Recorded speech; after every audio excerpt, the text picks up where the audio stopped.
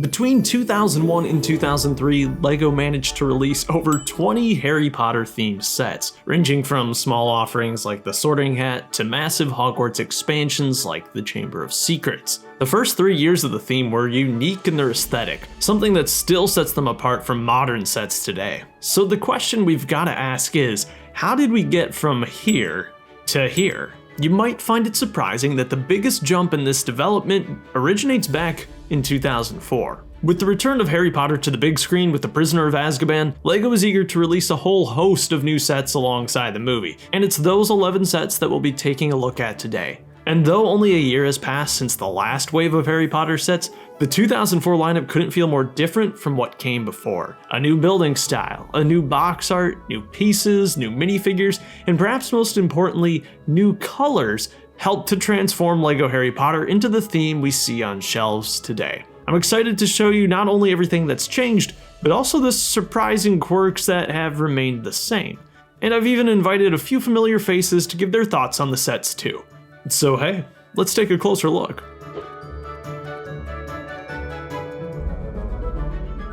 The year is 2004. The LEGO scene is pretty different to say the least, with themes like Bionicle, Racers, World City, and Knight's Kingdom dominating shelves. The Prisoner of Azkaban movie hit theaters on June 4th of 2004, and you could have found LEGO's tie-in sets just a few months before that, starting in April. As part of LEGO's drastic overhaul during their financial struggles in this era, the sets across all themes were boxed in universally bland and consistent blue packaging. You've probably seen the infamous pictures of the similarly stocked Star Wars shelves. If you're able to get past the insane dollar value on display here, you'll notice a lot of blue too. Amongst all the eye-catching set displays though, you could have found a simpler boxed set. That's Draco's encounter with Buckbeak. This set, with very few pieces, attempts to recreate a pretty iconic scene from Prisoner of Azkaban, and I feel it does a good job of doing that while retaining that magical aspect that you get in all of these early LEGO Harry Potter sets. At 36 pieces and retailing for $7.99 back in 2004, this is by far the smallest retail set of the Prisoner of Azkaban wave. Yet it certainly packs some bang for your buck. Let's take a look at the minifigure. Here we get Draco. If you're thinking he looks familiar, that's because he is. He's virtually unchanged from his 2001 and 2002 appearances, but the colors here have been updated. As you're probably well aware, 2004 marked a huge change for the LEGO group as they cut a ton of colors and introduced some new ones too, in an attempt to modernize and also cut costs at the company. One of the biggest changes implemented between the years 2003 and 2004 was the addition of dark bluish gray, light bluish gray, and reddish brown, which all replaced their earlier versions of the colors.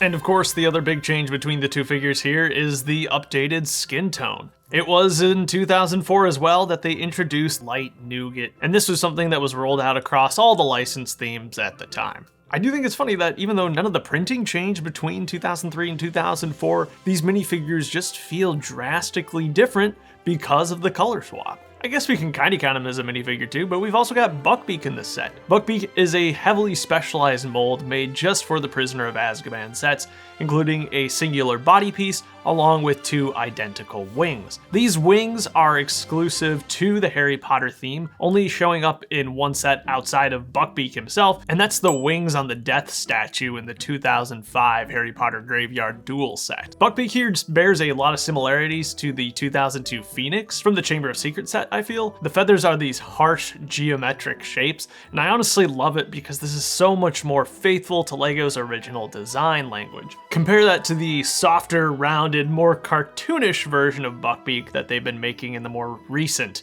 Harry Potter sets. Yeah, there's stuff about this that's nicer, but I do think the old one just feels more like a LEGO piece.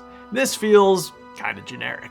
The build itself for the set is very simple, a tree and some sort of rocky bench thing, but it's packed with really delightful pieces, including a monster book, which would show up in several of the sets this wave. It's made from the classic singular molded book design and features printing on the front, back, and spine, which is great to see. On the inside, you can fit a 1x2 tile in here too. On the build here, you've got a delightfully simple pumpkin patch with one of those tri-leaf pieces, a very fragile piece, don't get me wrong, but beautiful element. And then you've got a plain orange minifigure head for a pumpkin, which works perfectly. The tree is small, but has adequate foliage, more so than you're used to seeing perhaps, with 3 different leaf elements and a tan owl. And this whole rock section swings upward to reveal some really fun goodies, like a 1x2 printed package piece, one of the spiders that we saw in the 2002 Aragog in the Forbidden Forest, and then some gray feathers from Buckbeak. I love little secrets hidden in sets like this. It feels just so fundamental to these early years of Harry Potter sets. This set definitely isn't going to blow any minds, but I really like what is included here. I think it looks pretty good, all things considered, and it's a solid first entry into this wave. Let's move on to the next one. Even though the colors of this set too might make it feel quite different from the 2001 through 2003 LEGO Harry Potter sets, the familiar 8x8 modular format reminds us that we aren't too far removed from the original years of the theme. 4751, Harry and the Marauders map, was a childhood favorite set. And much like we saw with the last set, there's a ton of adventure packed into this small little model. The set technically includes 3 minifigures, all of which are exclusive to this set. Harry and the Marauders map came with this cool Snape minifigure, which always intrigued me as a kid, having not watched the films. I was always so curious, like, why he had glow-in-the-dark parts. The style of his printing is the same in the 2001 and 2002 sets, just the colors are different. This version of Harry is a bit fun too. He's got the violet cape, which represents the invisibility cloak in these early versions of the sets, and there's a nice little 1x1 cone slapped onto the end of his wand to represent the Loomis spell. Harry's holding a new printed element for the Marauders map, which would go on to be used in 3 other Harry Potter sets. The third minifigure is really fun. It's a generic Hogwarts statue. I feel like this minifigure in particular is endlessly useful for all sorts of mocks. The figure guards an interesting secret hidden behind it too. You can use a wand as a key, which feels appropriately magical, to unlock the Technic mechanism found behind the statue. Once unlocked, the whole statue can actually slide backwards, and you'll see here that it reveals one of those classic 2x2 potion tiles. It's a great little mechanism and it works surprisingly well. I love the aesthetic of this set too. There's a bunch of different colors going on, but it introduces us to the defining piece for this wave of sets, and that's this textured 1x2 brick. When in doubt, the designers use this piece, just to add a little bit more detail. It was basically the masonry brick of its time. I think if you swapped out all these textured pieces with masonry bricks, these sets would age really, really well. Because of the statue, I think this set ends up playing out 2 different scenes. With the characters included, it definitely leads me to think the nighttime scene when Harry is tracking Peter Pettigrew in the halls when he runs into Snape, but this could also be the passage of the one-eyed witch leading into Honeydukes, because when you do move the statue back, it leaves a little trapdoor in the floor which you can sneak out underneath the castle. I think that's a really clever and efficient use of the parts in this set. One piece that you'll definitely take note of here is the bright orange spider, which looks fantastic. It's really not all that common of a recolor, but you're going to be seeing it a lot in this wave of Harry Potter sets. I honestly adore this set, and I think it's great too that it remains somewhat compatible with the previous 2001 and 2002 modular system of Hogwarts, because it is built atop that 8x8 brick.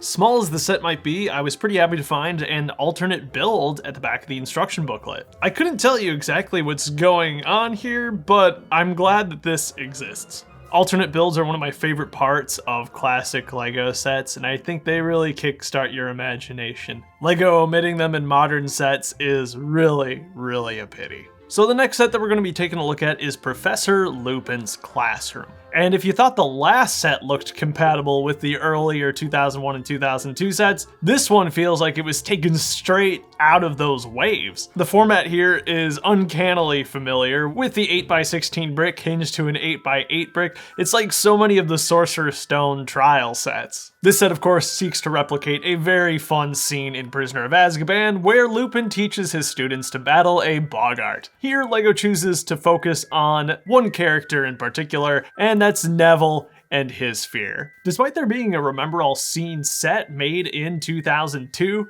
this was the first time that we actually got a Neville minifigure. And I'm just gonna say it, that face print is crazy. I can see what they were going for, but They did our boy Neville dirty. Lupin, on the other hand, is definitely one of my all-time favorite minifigures. I think he looks fantastic here in the 2004 sets. He uses a rather unfamiliar color from his wand, and that's dark nougat. That isn't dark orange. This color has, unfortunately, long since been discontinued. If I'm not mistaken, this was also the color of Anakin's hair from some of the early Star Wars sets. So you Star Wars people might recognize it from there. The scars on the face, the scratches on the clothes, the dark gray cape, it's all perfect. It's a really well done minifigure. I think the dark green suits him especially well. The last minifigure here is also fantastic. This is Bogart's Snape. I can't believe that in 2004 they were doing a character this niche, but I'm so glad they did. It wasn't until far later with, I believe it was like the Toys R Us exclusive minifigure pack that we saw this character replicated. And yes, the modern one is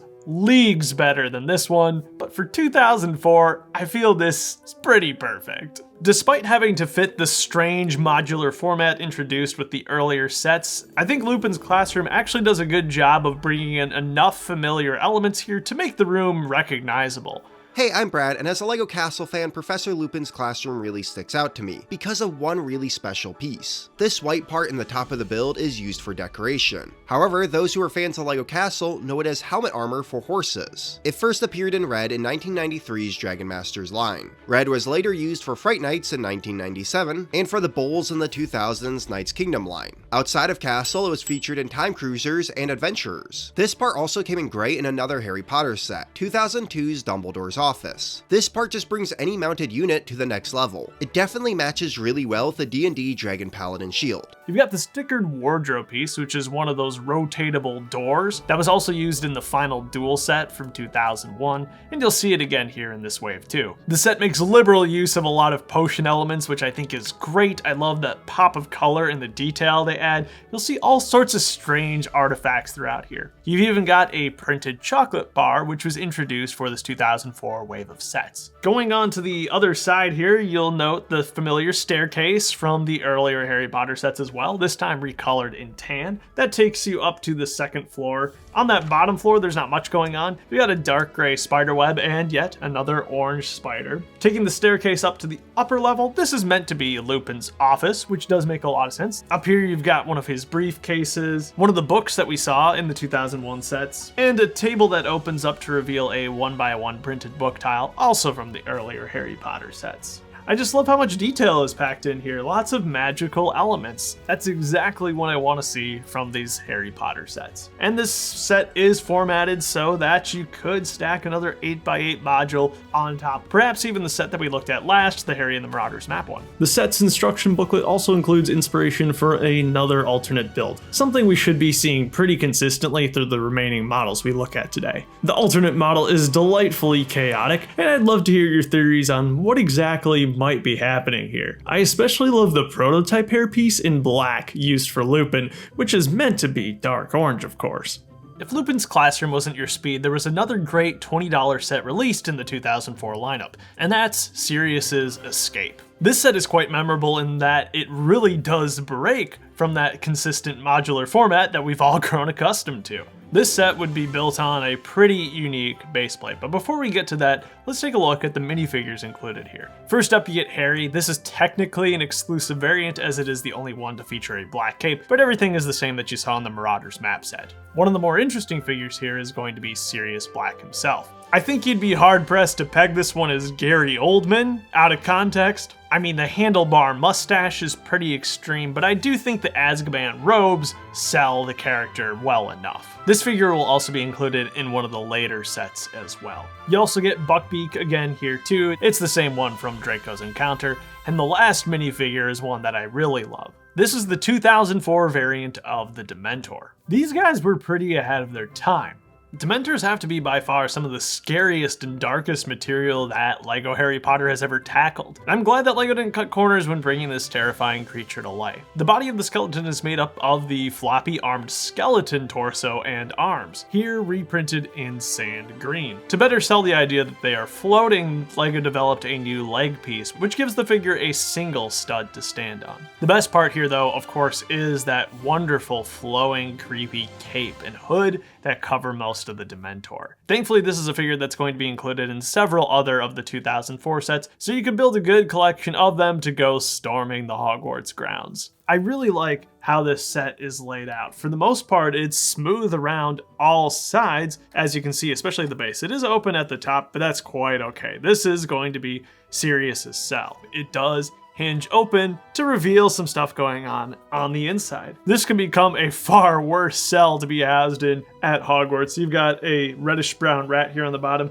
and then this really peculiar cabinet of sorts. Not only does it lean forward, but it also hinges open on the top here, revealing 2 black keys, which are set exclusive. If you want to find a brand new sprue of those black keys, be prepared to shell out at least $10 for them. They are incredibly rare. In addition to the keys though, you've got one of the magic tiles that was introduced in the earlier sets, and also a gem-studded potion bottle, which I think looks great. All around the sides of the model, you've got 4 dark bluish gray parrots, which I think look really good and are faithful to the source material too. Actually, this whole build looks quite good when compared to the scene in the movie. There's not a whole lot going on in the cell itself, which is to be expected. You've got a simple goblet for Sirius to drink from. He's also got a chimney, so the place must be heated, which is nice. Now, the reason that this set is especially memorable to me is because when I got it in 2004 at the age of 6, it actually had my first short stop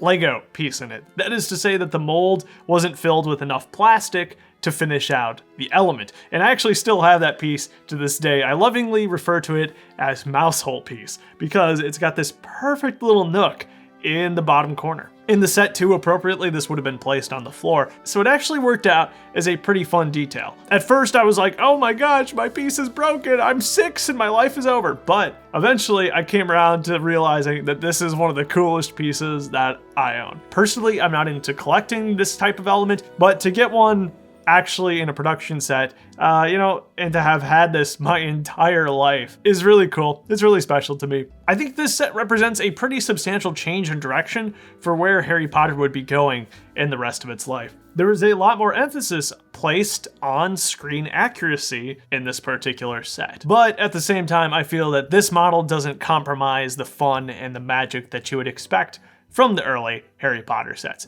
It really does balance these two things quite well. And on top of that, when looking at the instruction manual, you'll find an alternate build. With more pieces to work with than, Harry and the Marauders map, the alternate build makes a bit more sense. To me, I feel like this is actually Azkaban. There's some goofy construction in here, don't get me wrong, but I feel like it's done with purpose and goes to create something substantially different from the default version of the set.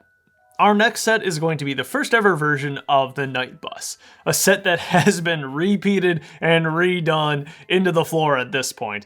At the time, purple was a very uncommon color, so this was a pretty unique set to get. We've got 2 exclusive minifigures here, so let's take a look at those. We've got yet another variant of Harry, as no surprise to anyone, but I mean, that's a very appropriate figure to include in this set. You've seen that torso print design before, but once again, it is just done in different colors to make a new and exclusive version of Harry. The set also gives you conductor Stan Shunpike for the first time, and I think they did a really good job on this figure. I do wonder if this was the first dark purple minifigure that they ever made. There's a lot of great side builds included here, like the lamp which Harry takes refuge beneath, the bush from which the Grim appears, who is also included in the set, Sirius, just the good old classic dog mold. And then Harry's also got his trunk, which is just a regular reddish-brown treasure chest. Hedwig perches atop it, and on the inside you see another one of those 1x2 package tiles. That's it. The bus itself is surprisingly huge, and hopefully one of these days I can just do a comparison of all the buses they've ever made, because they've made a lot. One thing I really like about this one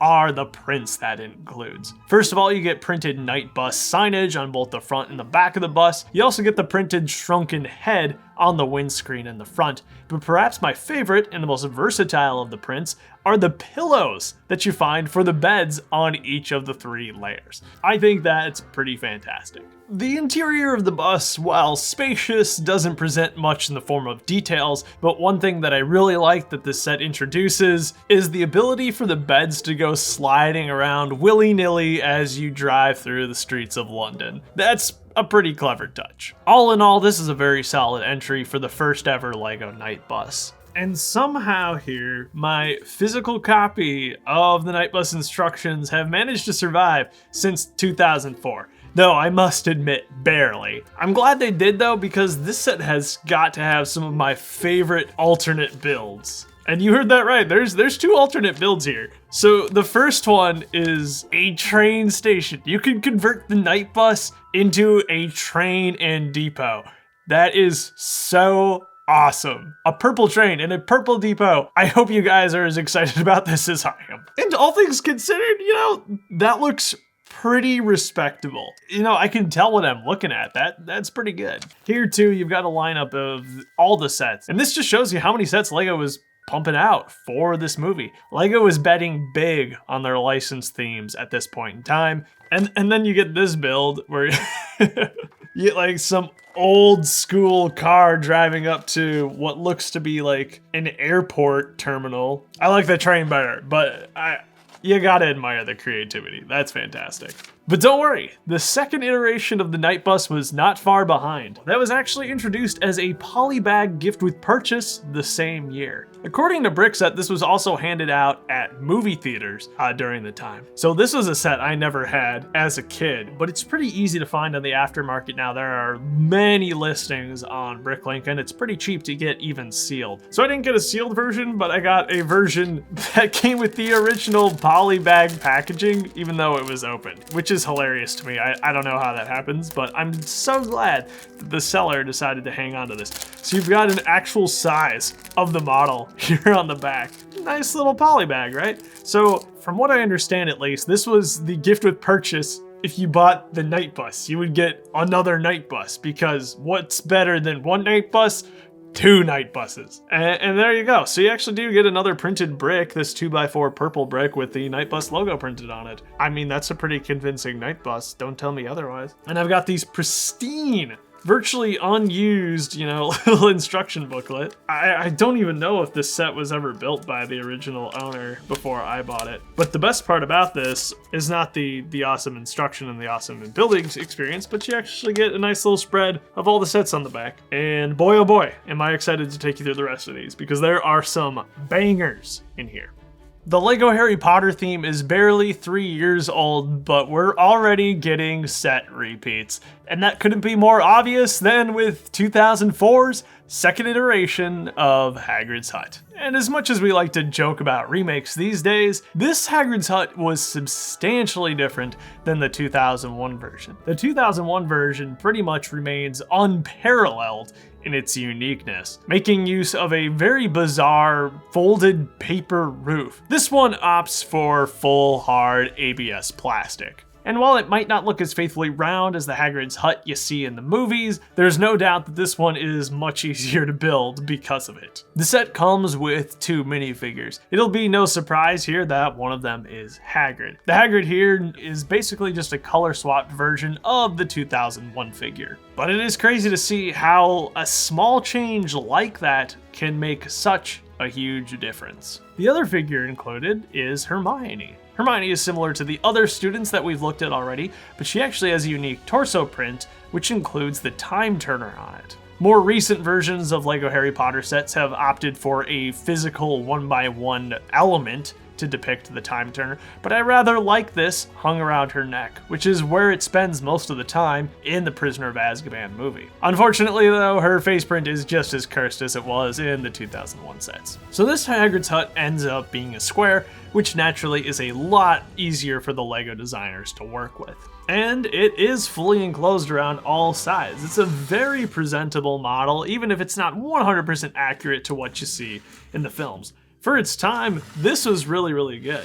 And you'll see that familiar textured 1x2 profile brick throughout here, and that is really the defining brick of this entire wave. You've got the pumpkin patch here out front, an identical design to that what was featured in Draco's encounter.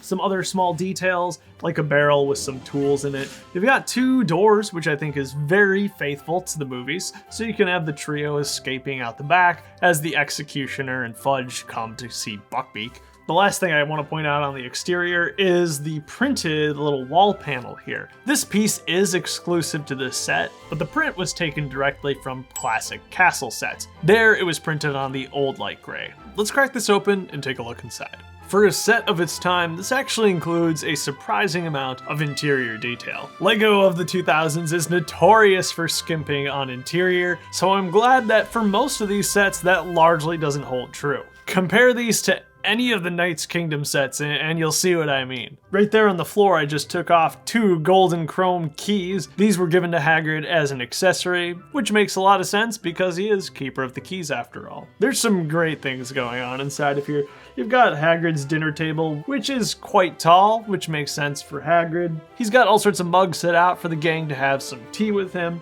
As we move over, we'll see another reddish-brown rat, and he's got a stew boiling here over by the fire. This would actually be the last appearance of the Belleville ladle in yellow. It would only show up in one more set in reddish-brown in 2005. There's a fireplace here, and behind it, actually, the whole chimney can hinge outward. If you remember from the 2001 version of the hut, Norbert was hidden in the chimney, and we've also got something hidden in this chimney. It's just a plain brown book. They had set that precedent, and I'm glad they're following through on it in the secondary version of the set. The last fun little detail here is the closet. And so actually on top of the closet is an exclusive dark bluish gray bat. That recolor has never appeared in any other sets. There's a crossbow, a hatchet, and then the whole thing can hinge open to reveal yet another orange spider. I'm telling you, that orange spider is not a common recolor. It just appears pretty much exclusively in the 2004 Prisoner of Azkaban sets.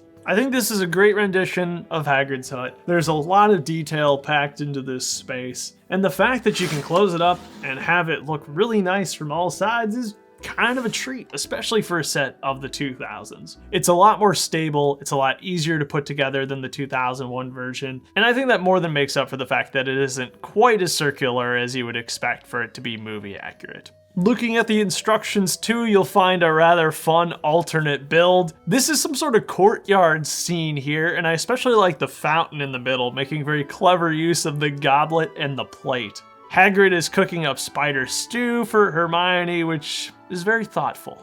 Anyway, let's go on to the next set. Oh yeah, remember when I was talking about set remakes? We've definitely got another one of those with the second version of the Hogwarts Express. And even more so than Hagrid's hut, this one should look uncannily familiar. That's because the 2004 version of the Hogwarts Express is virtually a carbon copy of the 2001 edition. There's only been a few minor changes introduced, which, don't worry, we will cover in detail. For the most part though, the trains are built upon the same chassis, they use the same wheels, they use the same windows, they use the same roof, they use the same pretty much everything, down to the sticker sheet. I mean, from a distance, are these not indistinguishable? It's almost comical how similar they are. But I guess don't fix what ain't broken. One way in which the sets differ though is with the figure lineup, so let's take a look at those. We've got Harry Potter included here, of course. It's another one of those recolored torso prints, and this figure is technically exclusive to the set because a secondary version of him includes different legs. And then there's Ron Weasley with a new torso print there. As far as I'm aware, this is genuinely a new print and not just a recolor. It looks very Ron Weasley, doesn't it? You also get Lupin in this set, the same one from Lupin's classroom, and then another Dementor. Rather than platform 9 3/4 like the 2001 set, you get the Hogsmeade landing station instead. It's a much smaller build consisting of a simple shelter with a bench, but you get a nice printed Hogsmeade sign, which I really do appreciate. Plus, one of these lovely molded fence pieces. And when it comes to the train, yeah, it's really, really similar. But one thing that it does rather nicely is that it adds glass panes for the windows. Very similarly to the 2001 version of the Express, the whole passenger cabin basically lifts off to give you 4 seats to fit 4 minifigures. As it comes out of the box, this set is not exactly compatible with regular LEGO track because the wheels just don't turn. Though the instructions offer the suggestion of buying those elements separately to make this LEGO 9V compatible. But as you'll soon see, LEGO actually introduced a full motorized Hogwarts Express set later in this line. The engine does do a bit to change up the format from the original 2001 set. One of the most interesting pieces that it has here is the 2x2 slope in trans neon orange, a now unfortunately discontinued color. This element would have been pretty uncommon back in the day. So removing the top of the engine here and then sliding back this compartment will reveal a bunch of goodies on the inside of the Express. It suggested that here you can store that chocolate bar we looked at earlier, but also a monster book of monsters and a coin purse as well. I really love the use of the trans neon orange throughout this part of the model because it really sells the idea of glowing hot embers to make this train run. Yet, for the most part, the construction is literally identical to the 2001 version of the train. I just realized I've been missing the front of my train this whole time. Sorry about that. Where is that? The instructions do give you an alternate build, but it's nothing crazy. It's basically just another version of the train. I'm not entirely sure what's going on in the back of the train, so if you have any theories, leave them down in the comments. This next set here is pretty great, and that's the first version of the Shrieking Shack. This set was only remade rather recently, and of course with modern parts it was done very well, but again, I think for its time, the 2004 version of the Shrieking Shack held its own quite well. And this set is just quite frankly a ton of fun. There's so much variety and so many functions packed into this model. First though, let's take a look at the minifigures. Up first, I'll talk about Harry, who is the same figure that we saw in the last set, but like I mentioned, he's just got the pants swap here, so nothing too spectacular going on. We also get Sirius Black, who is identical to his previous appearance as well. But one of the most exciting figures here is going to be Lupin, specifically Werewolf Lupin. Lupin here uses a head that was introduced in the Studios line for their take on the werewolf. It's an elaborately detailed mold, and I think it looks really, really cool and makes for a quick and easy transformation for the character. It's cheesy, it's comical, but it gets the job done. The latest version of Werewolf Lupin is far more elaborate, but somehow it even looks goofier than this original 2004 take on the monster. The last character is truly bizarre. Believe it or not, this is meant to be Peter Pettigrew. I'm curious to know what went wrong here. Did LEGO just not have the correct material to work with? I'm guessing that's what happened because this looks nothing like the final character, but it makes for a really interesting figurehead especially. You'll see that there's this really interesting printing done around the rim of the head, which was popularized specifically by the NBA players LEGO was producing at the time. There's no way around this. This is a really terrible Peter Pettigrew minifigure, but I think it's an interesting piece of LEGO history nonetheless. The set includes an incredibly unique feature with this little side hut here. This is primarily one extremely specialized element. Hey there, Duckbricks here. 2004 was a very strange year for Harry Potter, and a lot of the sets were pretty big departures from what we had come to get used to with the rest of the Harry Potter theme. The one piece that fascinated me as a kid was a very specialized custom molded, well, little shack that you could use to switch Remus into his wolf form. And I thought that was such a weird thing to include to make as a random, very specific piece for a set like this. And nowadays, if LEGO wanted to do that function, they definitely would just make it brick build. I had to get my hands on it, but it actually didn't end up in my collection until several years after its release. I finally got it, and yeah, it's as weird as I imagined it to be when I was a kid, but honestly, there is something really charming and cool just being able to go back and see that set have such a unique and specialized piece in it. Because of that one piece alone, I wanted to make sure that I got a chance to talk about this set. That's all I have to say on this one, and back to Cheesy. So when I press that, you can see how it rotates a turntable on the bottom. So the idea is that you would grab one of the figures. I'll take Sirius here, press the button, and he's basically being stored over on this side of the brick. And then we take the Grim, the dog here, put that down, press the button again, lift it up, and there's Sirius. And we'll do the same thing again.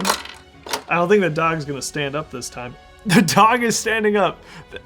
That's actually really cool. And so you could do that with all the characters here, assuming at least you had 2 versions of Lupin. But you also get this really fun standing rat variant for Peter Pettigrew. That's not the only side build included in the set though, as you also get Honeydukes.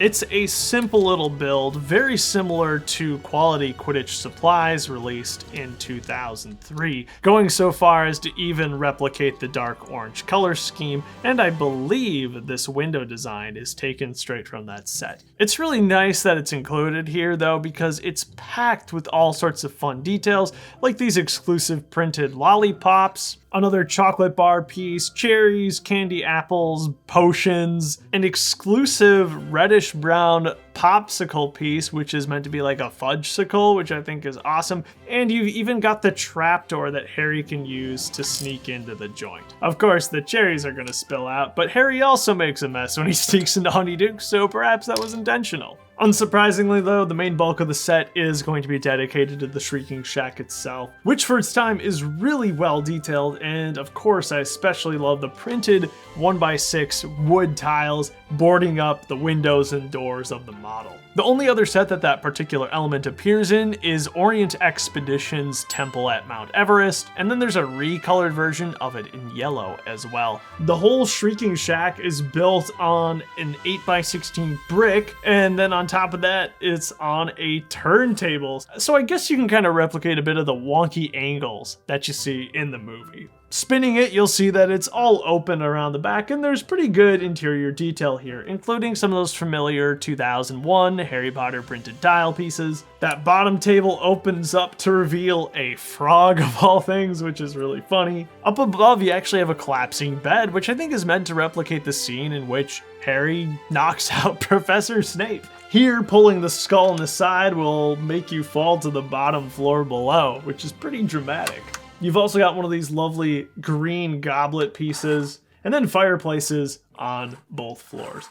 The fireplace can be accessed on the side here as well. There's just some hinge bricks on the chimney, so you could also do some like Floo Network magic if you'd like. You've probably noticed it, but we've got plenty of those textured 1x2 bricks making up the chimney. It is just insane how often that brick is featured here. But all the use of the profile bricks does a lot to make these builds feel a lot more detailed without using an excessive amount of elements like they do today. I'm really fond of this set. I think it's a lot of fun. There's so many play features packed into this medium-sized model, and having no stickers but instead lots of prints is obviously a huge plus.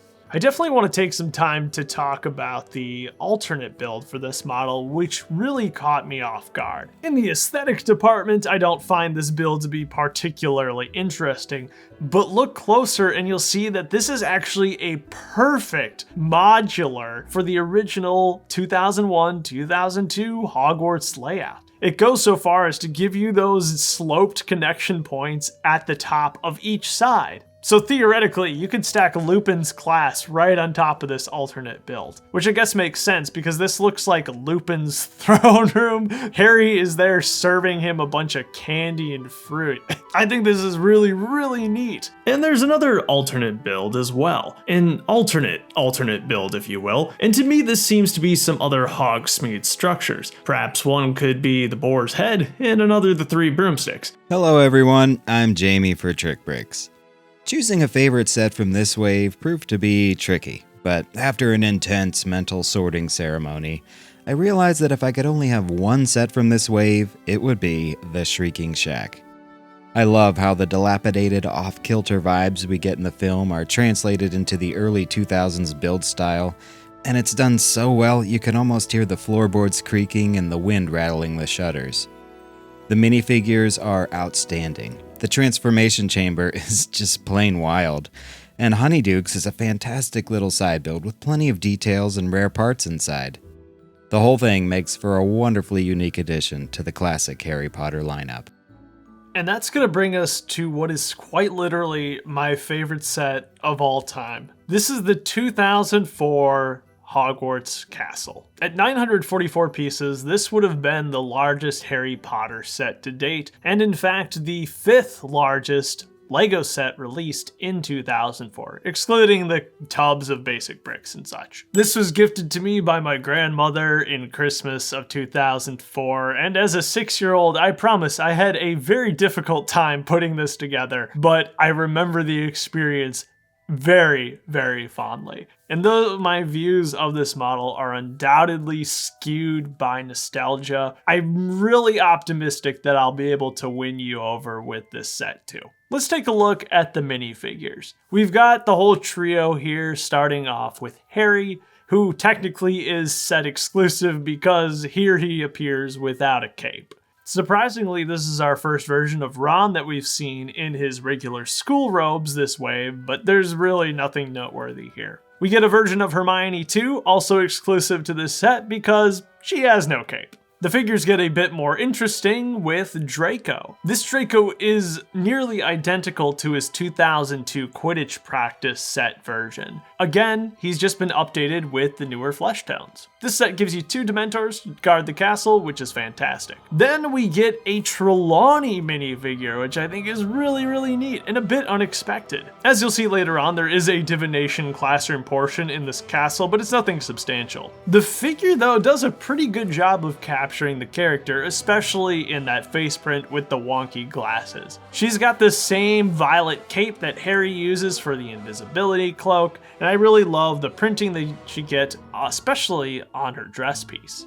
And then we also get an updated version of Dumbledore. The prints, once again, I sound like a broken record at this point, are identical to the 2001 version of the minifigure, but we get a color swap. And this is a very interesting one to light purple, an extremely uncommon color that only lasted a few years. That makes this version of Dumbledore extremely desirable and very rare because he is exclusive to this set. I think the color works really well for him. I like the vibrance that this lighter purple brings to the robes. It's a great minifigure. And obviously my capes are extremely beat up here because this is a very well-loved, very heavily played with set. Maybe one day I'd love to get a new version of this cape, but there's a beauty in a Lego set that's been loved and played with. Like some of the other sets that we've seen this way, the castle here does a great job of balancing both the screen accuracy and the fun and magic you'd want to see out of a Harry Potter playset. I'll show you one of the side builds here first. This is just like an entrance gate, not based off anything in particular, but it's really nice, well detailed, and it gives you a great place to put those Dementors guarding the castle. The red lights especially have always stood out to me. It kind of reflects the darker tone of this movie and the sets that you see with the Lego line.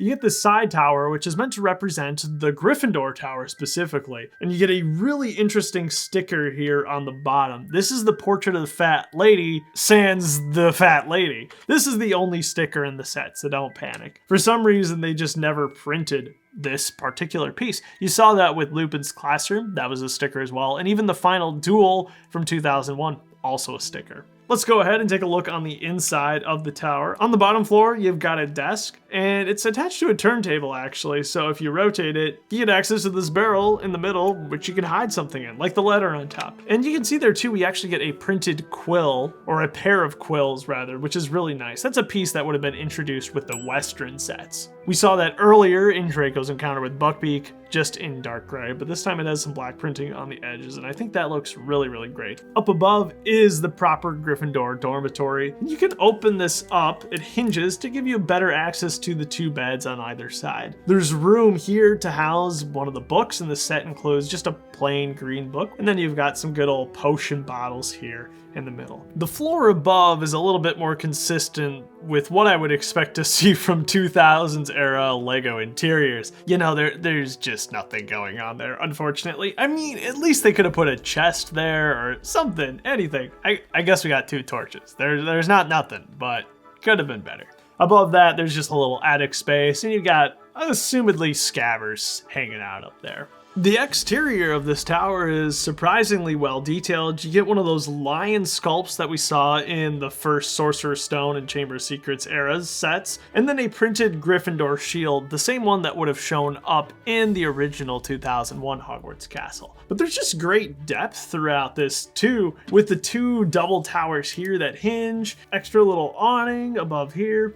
I think it's elegantly and interestingly designed. But I'm just going to set that over here for the time being so we can focus on the clock tower itself. And if you've watched Prisoner of Azkaban, at least once in the past decade, I think this will be instantly recognizable to you. It is the most iconic location in that movie, and I think it is certainly one of the most beautiful parts of the castle. And I'm so glad they brought that to life in Lego right away back in 2004. I'm very eager to see if they will recreate that in the most recent rendition, most detailed version ever of Hogwarts Castle, because I think there's a lot of potential with this part of the castle. I ended up making a mini figure scale version of the clock tower a few years ago, and it's definitely one of my favorite mocks ever. Lots of interesting parts going on here, especially with the doors, which are Belleville doors scaled to Belleville dolls. That's why they're so massive, but they work great in this context. They hinge open to reveal a gate, which we'll take a look at a bit later. Moving on up, you'll see this beautiful stained glass. The transparent dark purple was a relatively new color and very cool to get in the set. And then we've got two printed elements above here, the clock itself, and then just this little ornamentation detail. It's just a beautifully printed piece. Mine are pretty well scuffed at this point because these are the original from my childhood 2004 set, and as I understand it, they're quite costly to replace. So you get some really great shaping done with the roof with minimal gappage. Very impressive for the time with the limited wedge plates that were available. But let's get this bad boy turned around and take a look at the interior. There's lots of great detail in here, including an attempt to replicate the moving staircases with these two hinged sections, which realistically provides you access to the upper floors. You'll see one of the printed potion cabinets, this time on reddish brown as opposed to regular old brown like we saw in the 2001 sets. The basement here is pretty simple, not much going on. There's a frog and a cobweb. On the other side, there is an unhidden key and a chair for some reason. You've got a spider crawling up here in the rafters as well. This second floor is a bit more interesting. We have what I'm guessing is more than likely the Transfiguration classroom going on this side. And there's this little expansion to the castle where you can see one of the chalkboard pieces. This also showed up in one of the Harry Potter for Girls sets in 2001. I just love how messy and filled it is. Great printed element. And of course it's on a turntable with a floppy arm skeleton on the other side. Fantastic stuff. And that's easy to remove, and you could technically swap the balcony that you find on this side of the castle with the tower here. I always was very fond of the stools that you find in this classroom too. And then you get another one of those lovely printed quill pieces. On the other side, you've got a spider here who you can pull out to release the trapdoor and send someone hurtling into the dungeons of the castle below. And then you've got one of those 2x2 sand green potion tiles there. So I guess you could view this as something of a potions classroom, which doesn't make a whole lot of sense since it's, on the second floor, but happy that there's something there. Above that on the left side in the attic, you'll find a chest with a magnifying glass. It's a beautiful element. It's an actually functional magnifying glass too. Moving on over towards the middle, you basically get the owlery, and then over here is what I interpret to be the divination classroom. So you've got the two mugs for reading the tea leaves, and then a bunch of goofy things like the crystal ball with a crazily distorted skull inside of it, which I think is a lot of fun. But the big gimmick and mechanism of the set is the clock tower feature, and that's where all these gears come in. And I'm really hopeful that I can get this up and running again. This all runs off, a 21-year-old wind-up motor, so we'll see how well it can do it. But the idea is that, of course, it will spin the clock, but also it should rock the pendulum back and forth and be able to raise this gear all through one wind-up mechanism.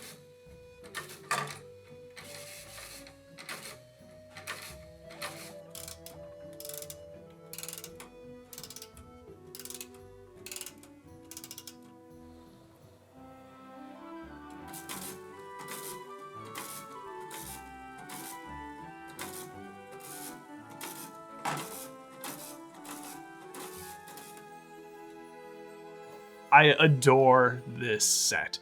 You get a fantastic minifigure lineup. You get the trio, of course, but you also get one of my favorite variants of Dumbledore, 2 Dementors, Trelawney, who is one of the most valued LEGO Harry Potter figures ever made, and then a different variant of Draco just to spice things up. The printed details included in this set are gorgeous, like the clock, the ornamentation above it, and even the Gryffindor shield that we saw from 2001. The facade of the clock tower is replicated really well, especially by 2004 standards, and the additional side builds really flesh this out to make it feel like an entire Hogwarts Castle. While perhaps my wind-up motor hasn't aged terribly well over the past 21 years, there's no denying that this is probably some of the best, if not the best functionality ever added to a LEGO Harry Potter set. The castle's interior is filled with fun surprises and cool critters and potions and magical items. To me, this ends up being everything that LEGO Hogwarts should be and everything that a good LEGO set should be.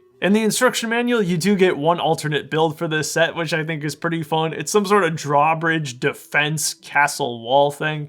It's a very expansive build just because there's so much tan bricks to work with. I wonder if anyone has actually reverse engineered this to figure out how to make this model.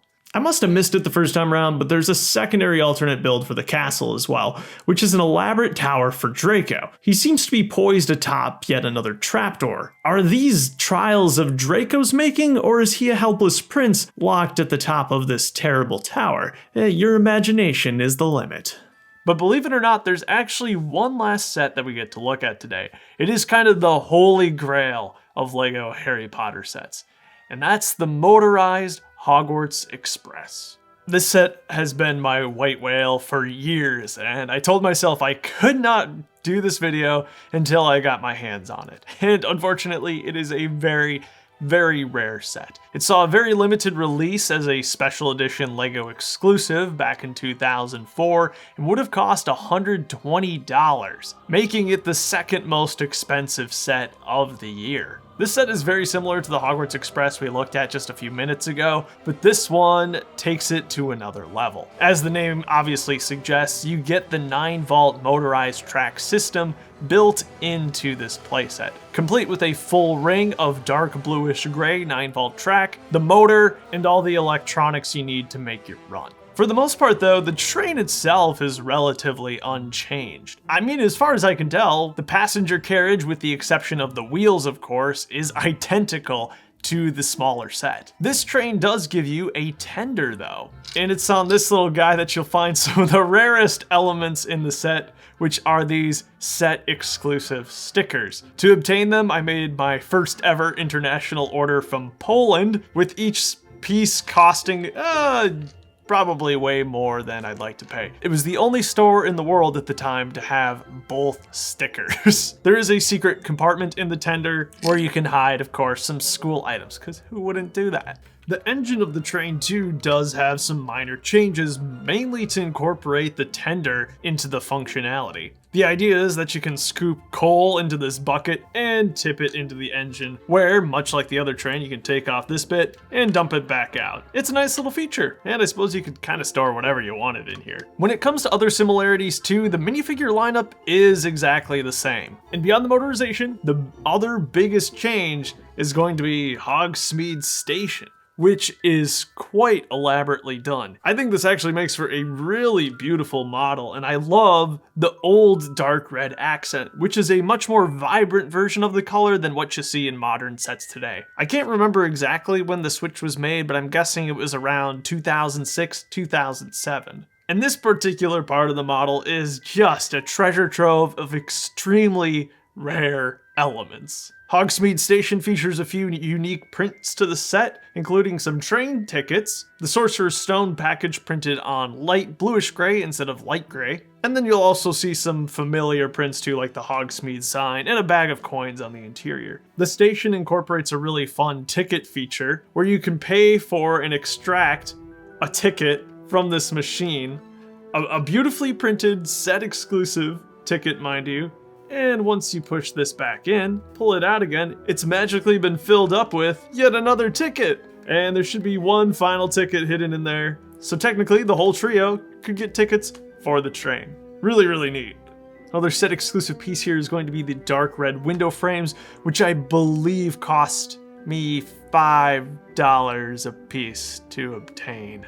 Yeah, this was a brutal one to part together. And don't worry, it definitely gets worse. I mean, that's even if you can find some of these elements, like the train tickets, and this, they're just so ridiculously rare and hardly ever in the quantities you need them either. The interior is actually pretty nice. You've got the desk here where you can actually reload all the tickets. Up on top, you've got some real limited space, but there's still some fun secrets in here hidden around. And you've got a chest at the bottom. I suppose this could be Harry or Ron's chest that they brought on board the train.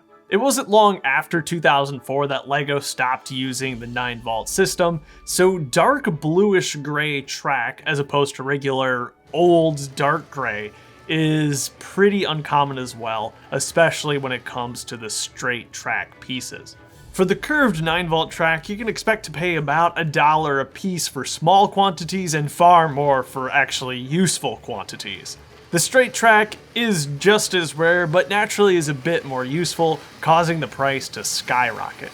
It was only officially included in 5 sets, 2 of those being supplemental train track accessory packs, 2 other sets being versions of the original 2006 Holiday Express, and then this one here. Individual single track pieces go for $5, but if you want to buy from a store that has more, be prepared to shell out at least $7, perhaps $10. Looking at the US right now, the highest quantity that you can find at a US based store is a whopping 9 straight track pieces. But perhaps the worst element to part together for this set is going to be the dark bluish gray train contacts piece. This element is exclusive to the Motorized Hogwarts Express and will set you back no less than $80. I hope you will forgive me for using the old dark gray one. I was surprised to see that there's actually an alternate build for the Motorized Hogwarts Express too. You can turn it into something more of a freight train, carrying around the extra loose bricks that you don't use in its carriages, which I think is a really funny concept.